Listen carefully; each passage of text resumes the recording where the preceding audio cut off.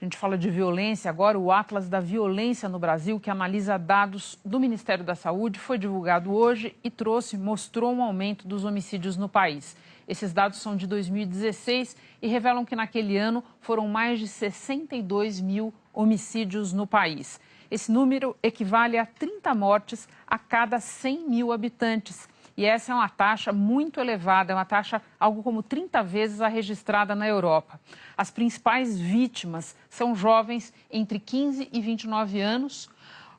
O maior número de casos de longe é realizado com armas de fogo, 71,1% desses crimes praticados com armas de fogo. Quando a gente vai ver por estados, o pior resultado é o de Sergipe, que tem quase 65 mortes por 100 mil habitantes, e o melhor resultado é de São Paulo, com 10,9.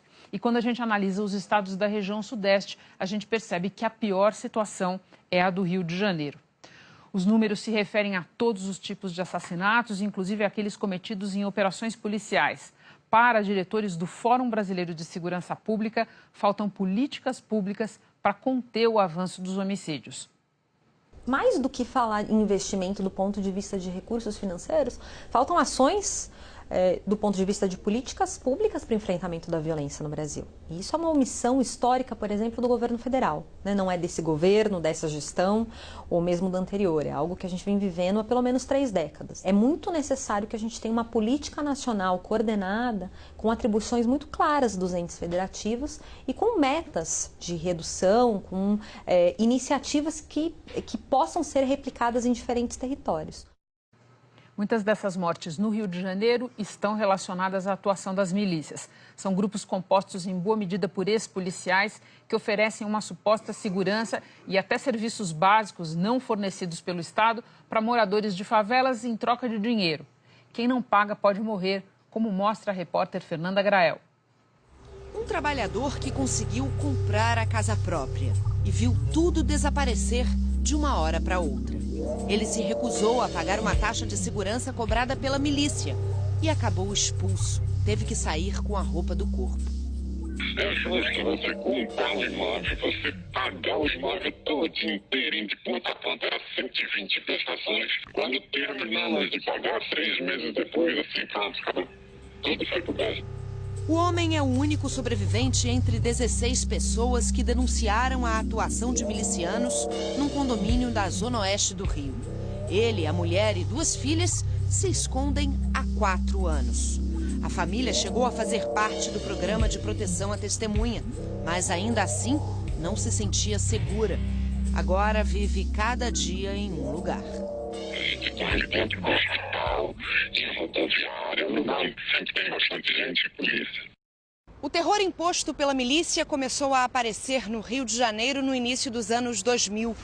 A própria delegacia foi atacada a bomba há 3 meses. A investigação apontou que foi por ordem da milícia da região. Que as milícias ou mineiras invadem comunidades que eram dominadas pelo tráfico. Investigam o envolvimento de policiais. Mesmo com a prisão de parte da milícia e a presença ostensiva da polícia, o medo ainda é grande.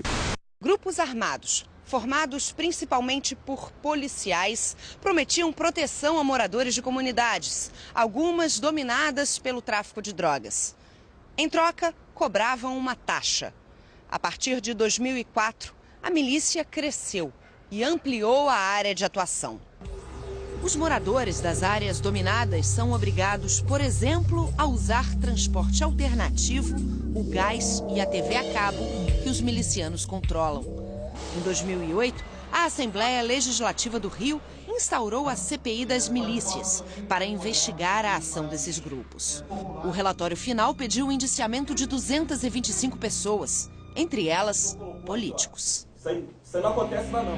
Milícia é máfia, tem toda uma estrutura de máfia dentro do Rio de Janeiro. Eles elegem, eles têm projetos de poder. A milícia é o único grupo criminoso que transforma o seu domínio territorial em domínio eleitoral. Nenhum outro grupo criminoso faz isso. 10 anos atrás, a CPI diagnosticou que o objetivo das milícias era o lucro farto e fácil, que os milicianos agiam de forma violenta, espancando, torturando e matando viciados e criminosos que resistiam a obedecer às ordens. Os moradores também podiam sofrer os mesmos castigos quando deixavam de pagar as mensalidades. O toque de recolher era uma prática normal. Hoje, tudo isso continua a fazer parte dos métodos da milícia e com mais violência. São mortes com fuzil, vários tiros na cabeça, torturas também. Quando eles têm a oportunidade de pegar a pessoa e torturar, eles torturam.